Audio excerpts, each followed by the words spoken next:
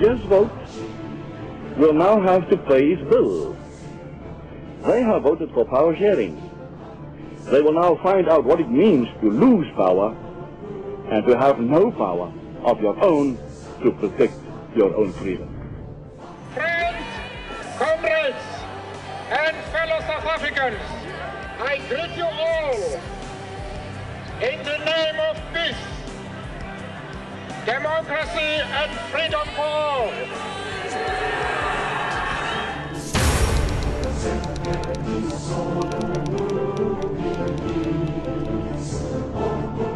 The idea of a democratic and free society in which all persons will live together in harmony and with equal opportunities.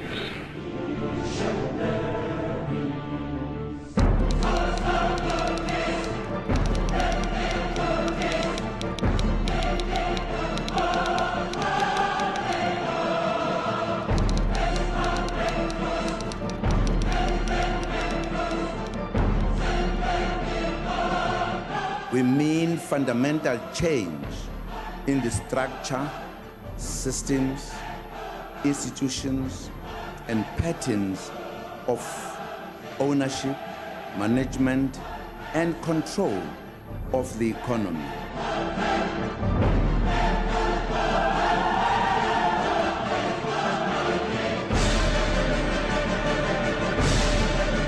All very well, Mr. Mandela, and we agree with you about all of that.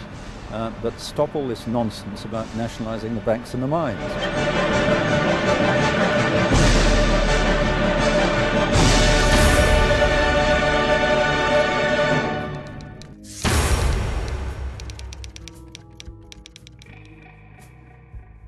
Black people are still economically disempowered. What do we mean by radical social economic transformation? We mean fundamental change in the structure, systems, institutions, and patterns of ownership, management, and control of the economy in favor of all South Africans, especially the poor, the majority of whom are African and female.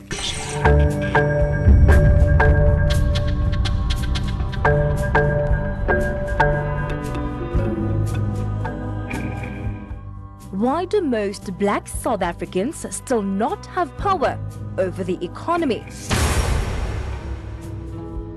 Could a mysterious dossier titled Project Spider Web hold startling answers to this question? The dossier alleges a conspiracy in the dying days of apartheid between national intelligence and the white establishment to retain control of the country's finances.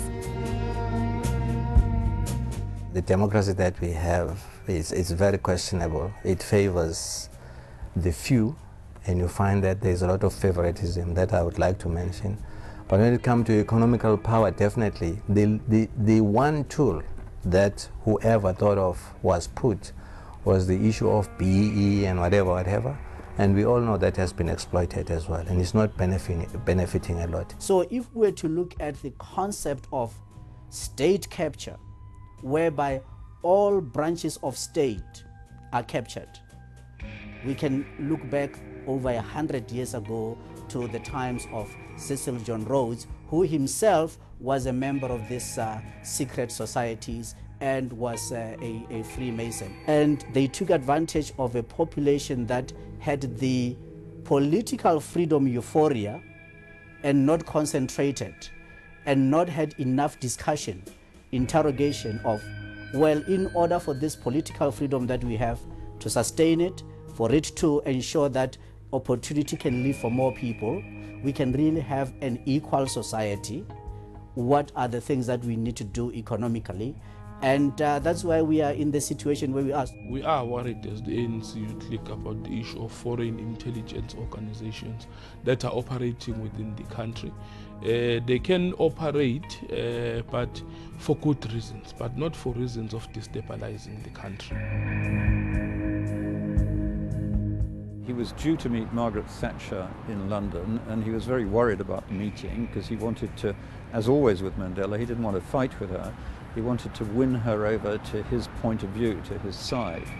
So he said, you know, you're my advisor, how am I going to get around to doing that? And I said, well, let's have a dress rehearsal. You can be Mandela, you know, and I'll be Margaret Thatcher. So he thought that was a great idea, which appealed to his sense of humor. So he told me about his fight for human rights.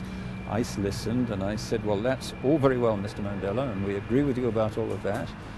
But stop all this nonsense about nationalizing the banks and the mines. So he burst out laughing. He said, well, but you taught us that, and that came from you. When I went into jail, we got all that from the LSE and places like that, and it was fashionable then. And I said, well, it's not fashionable now, and don't try arguing that in Downing Street. So he went off. I then went off back to London to see Margaret Thatcher before he arrived. And I said to her, please remember, he's waited 27 years to tell you his side of the story. And she glared at me and said, you mean I mustn't interrupt? And I said, well, not at the beginning, please. And she was impeccable. She let him tell his whole story. And then she said, of course we'll support you with that, but stop all this nonsense about nationalizing the banks and the mines, causing him to burst out laughing. Since he knew what was coming. And they then got into a very intense discussion about the new constitution, and an intense discussion also in which she was trying to teach him economics 101. She thought he didn't understand the kind of fundamentals. And the meeting went on so long that the British press in Downing Street outside started chanting, "Free Nelson Mandela." And when he got out onto the doorstep, he rightly paid tribute to all the efforts she had made to secure his release.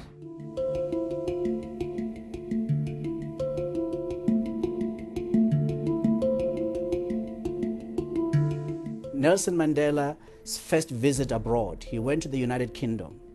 And his visit to the United Kingdom was facilitated by none other than Lord Renwick, who is a 32-degree Freemason. In preparing Mandela for that meeting, he cautioned Nelson Mandela not to speak about land. And here we are now, 23 years later, we are even talking about changing the constitution. But we are forgetting that the seeds were actually sown right there in 1990 when Nelson Mandela visited the United Kingdom. So in that meeting, he also met with the Rothschilds. From the United Kingdom, he went to the United States. And in the United States, again, we know that he met with the Rockefellers. And these are effectively the leaders of the secret society organizations all over the world. Those that worked closely with him, they relate a story whereby everything else that Mandela had spoken about, which was premised on the Freedom Charter, completely changed. There was a lot of pragmatism that was spoken of. So it would appear from that visit, the ANC, that's really where it was defeated, because when it went into negotiations, already we saw the Broederbond-led group of negotiators who at the CODESA and the Multi-Party Negotiating Forum, that it would appear that they put the fear of God into ANC, particularly when it deals with economic policy. It is a conspiracy and a big network of individuals who are linked to Treasury up to the South African Reserve Bank. All of them organized to defend and advance the interests of white monopoly capital within the whole Treasury system. Basically, they are the main capturers of the state, as you speak, because through that network, they're able to assert serious influence over even the state-owned entities. The alleged puppet masters used high-level meetings to spin their spider's web around key players. When the ANC landed in South Africa, they went to hold the first NEC meeting in an undisclosed venue, and that venue was called Velgelegen Farm, owned by the Ruperts, owned by the Oppenheimers, not the Ruperts. Right? A venue organized by Trevor Manuel himself.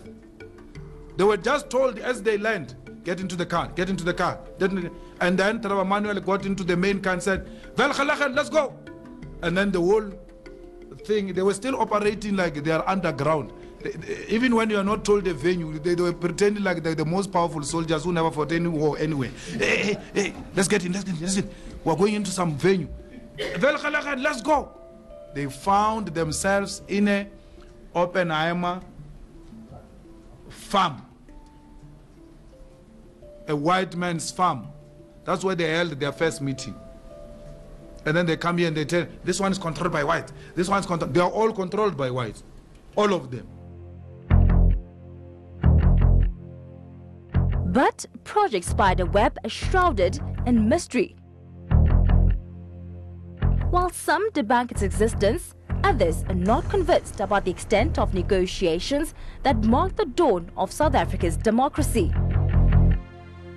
I really don't believe ANC, specifically Nelson Mandela, would sell us out, because he went to jail for such a long time to actually see the black man's liberation, or to see everybody having equal rights in South Africa. No matter what was discussed, it could have been maybe not properly understood, but basically I don't think he would just say, stuff these people. I don't care for my independence. I'm then gonna just accept whatever. Like I say, the fact that this thing was negotiated up front, it was really meant, and I'm sure a lot of people understood, and that's of course they never understood.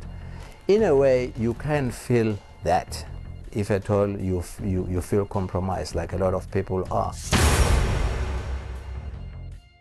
Well, the only person whom I know that his tune changed when he came from London was Julius. Madiba maintained policy positions of the organization, strived for the policy positions of the organization. You must remember that the kind of democracy we lived in was a negotiated democracy. And when you go to negotiations, you obviously have to make some form of compromises. And as a result, compromises were made during the CODESA negotiations. And to then take those conditions of negotiations and compromises and then attach them to Madiba, to me, I think it is really not a good thing to do. I don't think that is the full story. I don't think the main reasons why the ANC compromised so much is because they were outmaneuvered. I don't think so. I think that the whole thinking of the ANC was always about accommodation. It's always about how do we work together. It was never about obliteration of the system. It was about integration into the system. But the white people were much, much smarter, and the ANC surrendered the thinking process to white people, the drafting of the Constitution, of the main important clauses of the Constitution, with the consequences that the Constitution of South Africa protects white interests.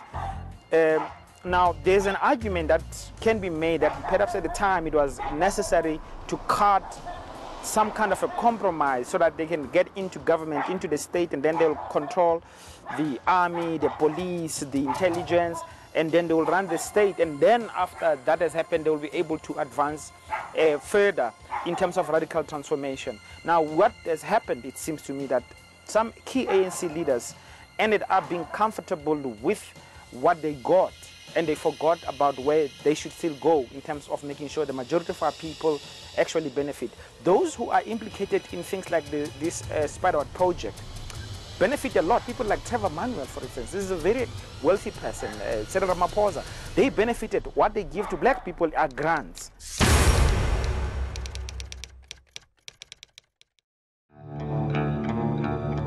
So what exactly is Project Spiderweb? And who is behind this sophisticated network controlling the economy? So you must be all wondering what Project Spiderweb is and who is involved. And as you see on the screen here, we have a spiderweb on display to actually explain to you what this Project Spiderweb is.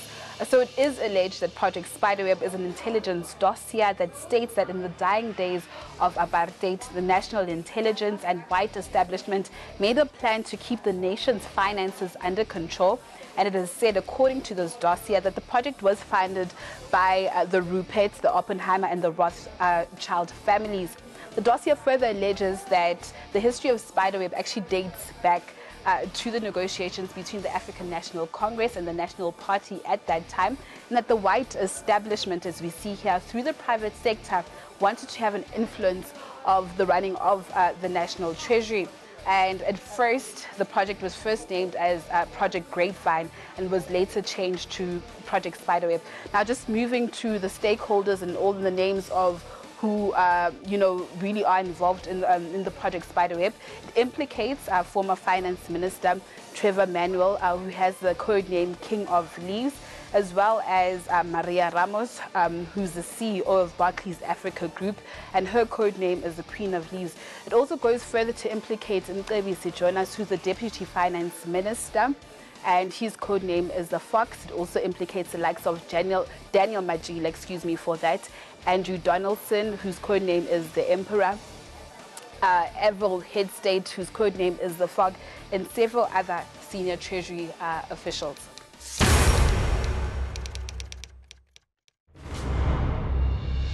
Project Spiderweb is said to have a number of key objectives. I don't have doubts that Pravin is controlled by whites. I don't have doubts that Trevor is controlled by whites. But that's how the ANC is. The objective of this project is basically really to maintain the hegemony, the control of white capital, and individuals such as Johan Rupert's name comes up. And for us, it's not a conspiracy. We just look at the facts. What are the facts? The facts, for instance, are that white capital steals from the South African Reserve Bank, and it is protected by the current Reserve Bank leaders up to the minister. We know, for instance, that the white capital, including Johan Rupert, has stolen 26 billion rand from the South African Reserve Bank. We know this because the public protectors come and said, ABSA, one of the components, ABSA must pay back the money because that money was unlawfully taken from the Reserve Bank. It is not just ABSA, it's many others.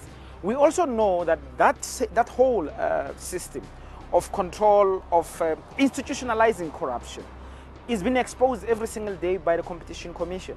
We know the banking system, which is inside the whole treasury system, again has been found to be colluding, to be involved in systematic acts of corruption. They're very powerful.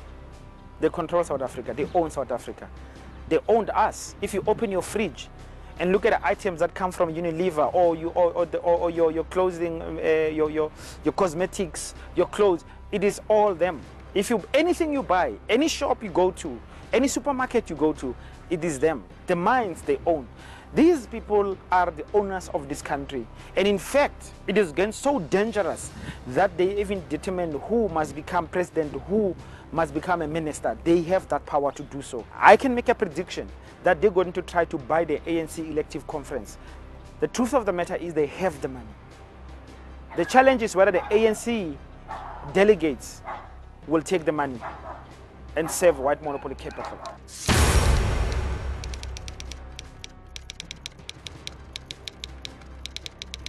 There are certain things that just don't make sense howsoever.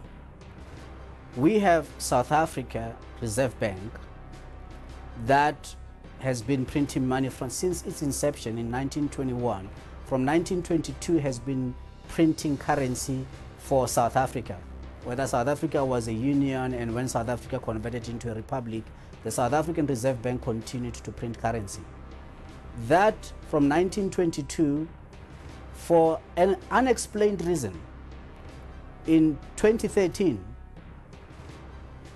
after the legislative amendment to the South African Reserve Bank Act, the governor of the Reserve Bank, Jill Marcus, inexplicably signed a contract that to this day there are no details howsoever in terms of the length of this contract, the cost per banknote, the freight costs, and how much money that is being printed.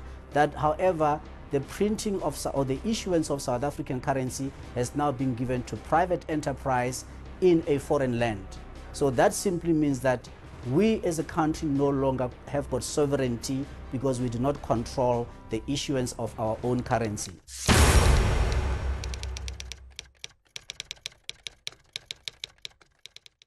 This whole understanding of what's going on has to expand to the media, how they will even use the media, how they even go out to try to capture the criminal justice system, the judges. Actually, people don't know this. Judges are implicated, the NPA is implicated, so it's a total system. If you look how how Treasury behaves, if you look at how the Reserve Bank behaves, you can see the attack on those black executives who want real change. People like Brian Molefe is under attack from the same gang. People like Dudumien is attacked from the same gang. Somebody like Saudi Mutwening is under attack. Right now, they have shifted the attack and concentrating their energy on recapturing the tax, the revenue services.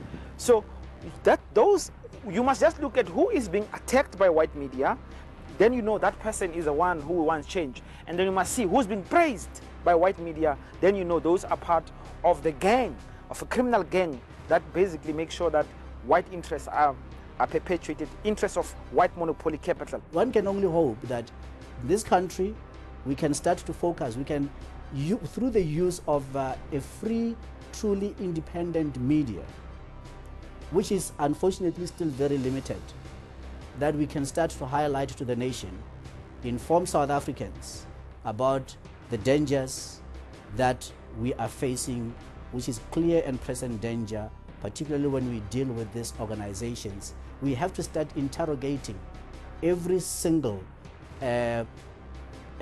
appointment that is made in the key levers of power in this country, because only when you do that, you are able then to draw, as you say, with terms of a spider web, that you will see that all of this, in one form or another, they are related. They are reporting to one common master, but they've been briefed independently to pursue that agenda. As President Zuma affectionately sings on all the time, that he in the Lendlela, he couldn't be more apt in what he says. The road is going to be a very, very long one, because I think a majority of South Africans have underestimated that we are actually up against an enemy that's got infinite resources, that is financially, that has got an overreach in terms of the media presence, where it controls every single word that goes into any newspaper, on any airwaves, and on any medium howsoever. So therefore, we perhaps maybe it's a time for the great reawakening for South African citizens, for normal citizens, because after all, this totalitarian system of fanatics, or fanaticism if I can call it that, it's so determined to enslave every man, woman and child in this country. And it is important that through programs like this we can expose these works of darkness and have no association with.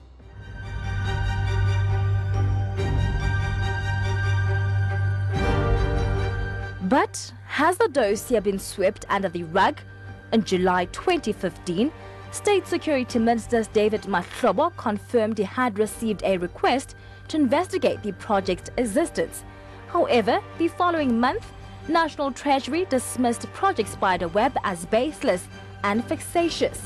Come March 2017, and the Democratic Alliance accuses Parliament's Joint Standing Committee on Intelligence of bearing the report.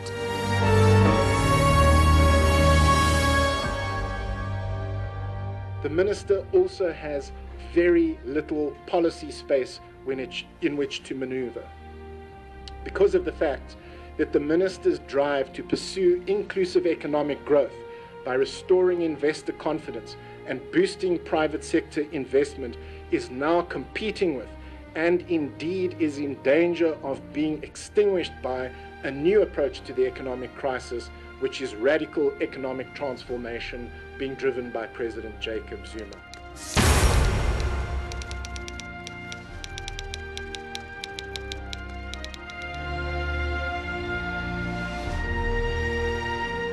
Calls for nationalization rub shoulders with talks of radical transformation. However, commentators warn against any government having a stranglehold over a country's resources.